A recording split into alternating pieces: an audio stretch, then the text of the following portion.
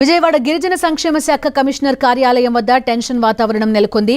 సమస్యలను వివరించడానికి వచ్చిన గిరిజన టీచర్లను మంత్రి సంధ్యారాణి కలవకుండా వెళ్లిపోయారు.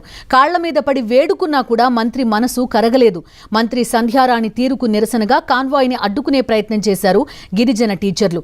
పోలీసులు అడ్డుకోవడంతో ఆత్మహత్యకు యత్నించారు. భవనం ఎక్కేందుకు యత్నించగా పోలీసులు వారిని అడ్డుకున్నారు. ఈ క్రమంలో పోలీసులకు టీచర్స్ కు మధ్య తోపులాట జరిగింది. తోపులాటలో గిరిజన టీచర్లు స్పృహ తప్పి పడిపోయారు. ప్రభుత్వం స్పందించకపోతే ఖచ్చితంగా ఆత్మహత్య చేసుకుంటామని హెచ్చరించారు గిరిజన టీచర్లు.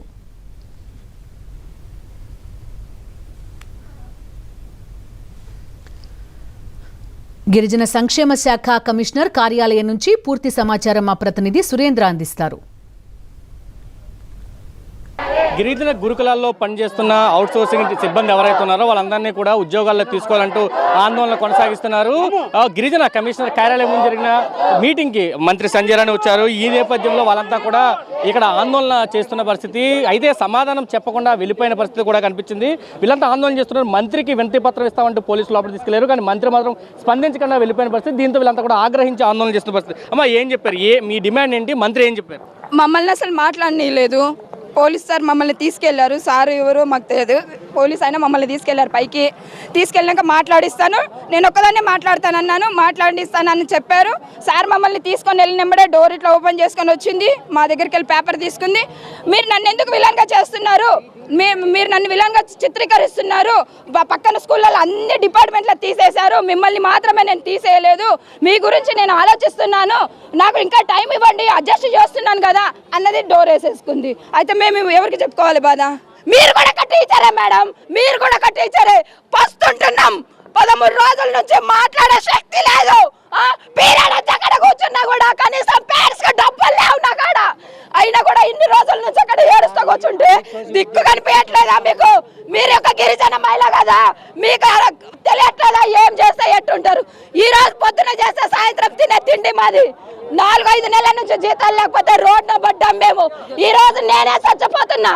నీ ప్రభుత్వానికి, మీకు సంధ్యారాణి మేడం, మీరే ఇంతమంది సావులకు కారణం అవుతారో కారణం, నా సావుకు కారణం మీరే మేడం.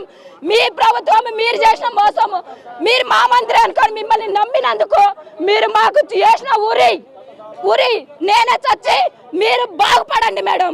చాలా ఇబ్బంది పడుతున్నారు సార్. అక్కడ రెస్పాండ్ కావట్లేదు, ఇక్కడ రెస్పాండ్ కావట్లేదు. మా పరిస్థితి ఏంది? మా భవిష్యత్తు ఏంది? మా బిడ్డల భవిష్యత్తు ఏంది?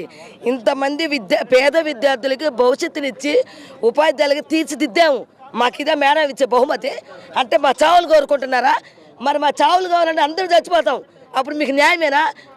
కోరి మీ ప్రభుత్వం తెచ్చుకున్నందుకు మాకు వేసే పెద్ద శిక్ష ఇదే మీరు. కాబట్టి తక్షణమే మా సమస్యలు పరిష్కరించి వీలైనంత త్వరగా మమ్మల్ని విధిలోకి తీసుకుంటే ఈ ప్రభుత్వం మంచి ప్రభుత్వం మేము గ్రహిస్తాం. లేదంటే తదుపరి చర్యలు మా అధికారులు ఎవరైతే మాకు మంచిగా చేయడానికి సహకరిస్తున్న వాళ్ళ ద్వారా మేము పెద్ద ఎత్తున భారీ చేసి దీన్ని చాలా ఉధృతంగా చేస్తామని తెలియజేస్తున్నాను సార్. ఇది వారి పరిస్థితి. మనం చూస్తున్నాం, వాళ్ళు సూసైడ్ చేసుకోవడానికి బిల్డింగ్ మీదకి పారిపోయిన పరిస్థితి కనిపిస్తుంది. పూర్తిగా వీళ్ళంతా కూడా ఎవరైతే టీచర్స్ ఉన్నారో వీళ్ళంతా కూడా ఆందోళన చేస్తున్నారు. అయితే ప్రభుత్వం పట్టించుకోబడలేదు, కానీ మేము చచ్చిపోతామంటూ వాళ్ళు వెలుగుతోతున్న పరిస్థితి కనిపిస్తుంది. వాళ్ళని లాక్కొచ్చే పరిస్థితి కూడా బయట కూడా, అంటే ఏ స్థాయిలో వీళ్ళు ఈ పరిస్థితి ఉందో మనం అర్థం చేసుకోవచ్చు.